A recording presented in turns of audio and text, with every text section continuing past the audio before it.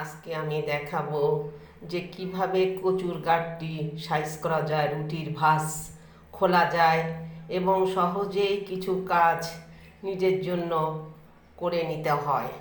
দেখুন, আমি coffee half cup খাবো। ওই যে কফি থেকে 1 কাপ খাবো না, কারণ সকালেরটা আমি চার বিস্কুট খেয়েছি। এবার রুটি করে কিছুটা খাওয়ার পরে আর কিছুটা রয়ে গেছে, এদিকে দুপুরের জন্য ভাত বসাই দিলাম, কচুর গাঁটি সিদ্ধ করে রাখলাম। এবার কচুর গাঁটিগুলো আমি সাইজ করব, আপনারা একটু দেখেন। মানে যেটাকে সহজ কথা যে কচুর গাঁটি বিভিন্ন রকম করে কাটা।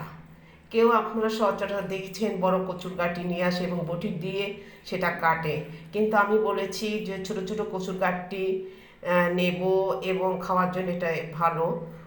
কেন জানেন? বড় গাঁটটিটা অনেক সময় বলে না, ভিতরটা কালো কালো হয়, আর এই ছোটো গাঁটটিটা হয়তো বা আত্মসম্মান বোধ বাদে, কিন্তু আমরা বাঙালিরা কচু তো অনেক প্রকারেরই আছে।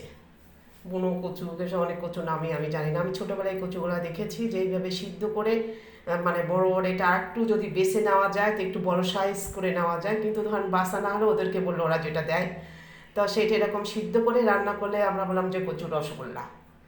তা দেখেন, এটা অনেক আমি যে এটা আপনাদের ছিঁড়ে দেখালাম, ওটা কেউ যদি ছোট আকারে করতে চায় তাহলে মাঝখান থেকে কেটে নিবে। আবার দেখেন, এটা ছিঁড়ে আপনার যদি লম্বাটে ভাব রাখতে হয় তাহলে এইভাবে কেনে, কিন্তু বটিতে আমার মনে হয় অনেক সময় লাগে। এই জন্য সিদ্ধ করে আমি পানি ঝরাই নিয়ে এটা করার চেষ্টা করছি, আর ধোয়ার দরকার নেই, অনেক ভালো করে ধুয়ে নিয়েছি।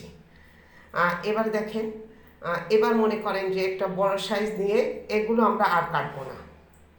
এরকম করবে, এরকম আরও বড় সাইজ হয়ে এভাবে আমি আস্তে আস্তে ছিলে রেখে দেব। তারপর সেটা আপনি নিরামিষ রান্না করেন, আর মাছ দিয়ে রান্না করেন, আর ডাল দিয়ে রান্না করেন, সেটা আপনার ব্যাপার। কিন্তু আমরা অধিকাংশ সময় এটা নিরামিষ হিসাবে অথবা চিংড়ি দিয়ে খেয়েছি, তখন বললাম কচুর রসগোল্লা। এদিকে সকালে কিছু রুটি খাওয়ার পরে, রুটি করে রাখতে আমি তো সব করি নাই, কারণ সবাই দেরি করে হয়তো বা খাবে। তা দেখেন, ভাজটা এবার একটু খুলতে আমার সহজ করার জন্য আমি দিয়েছিলাম, কিন্তু দেখে মনে হলো যে না, এটা কঠিন, তাই একটু দেরি লাগছে। দেখেন আমি ভাজটা কীভাবে করলাম।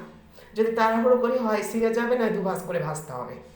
এরপরে আমি আমি বড় বোতল থেকে এই কিছু জিনিসপত্র দেখতে পাচ্ছেন যে বড় তোলে বোতলে ছোটো তোলে ঢাকলাম বড় ক্যান থেকে। তারপরে হচ্ছে স্টিলের গ্লাসে পানি নিয়ে আমি দেওয়ার চেষ্টা করি। সব রকম জিনিস লাগে কিচেনে আর কি, সবচেয়ে দামি দামি খুব ভালোটা ব্যবহার করতে। এবার দেখেন রুটির ভাজটা দেখেন আমি সহজেই হাত দিয়ে ওখান থেকে খুলে এখানে দিলাম। কয়েকটা পন্থা আমি অবলম্বন করি। এদিকে আমি হাঁড়ি পাতিল কিছু জমানো আছে, কিছু প্লেট ধুয়ে নিলাম, এগুলো আমার নিত্যদিনে লাগে। আর কিছু চামচ দিয়ে পানি ঝরাতে দিলাম।